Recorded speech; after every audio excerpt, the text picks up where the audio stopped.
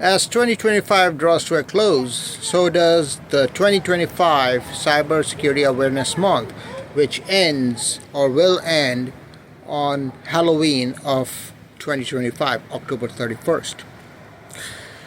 Now, this year has been quite a busy year for most cyber professionals, in that we've had many breaches. On a personal note, I think we as individuals often rely on passwords to secure our accounts and identities online. However, the problem with that is many people tend to use the same password or a slight variation of the same password across multiple domains and accounts.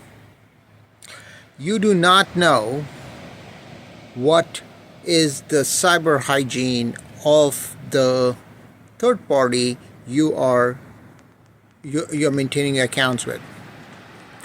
You do not know if the account passwords are being stored encrypted. So now, what do you do if you have this issue with your passwords?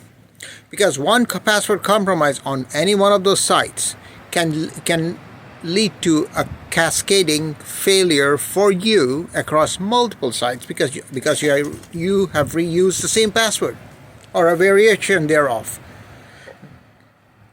As an example, there's something. One of the most common passwords is Steelers, named after the sports team. There are many variations of Steelers, and do you know what the attackers have done? They have crafted every single possible combination of letters, characters, special characters, numbers for the word Steelers.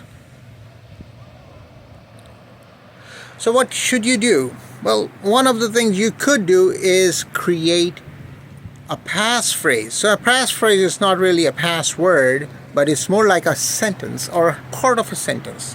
So as an example, if you were creating a Gmail password, you can say maybe a password could be "I love Gmail on Google" or "I love Gmail powered by Google," and make that a combination of letters, numbers, and special characters.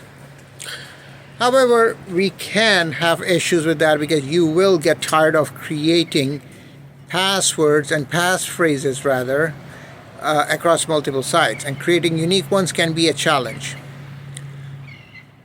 Another option for you is to have a password manager.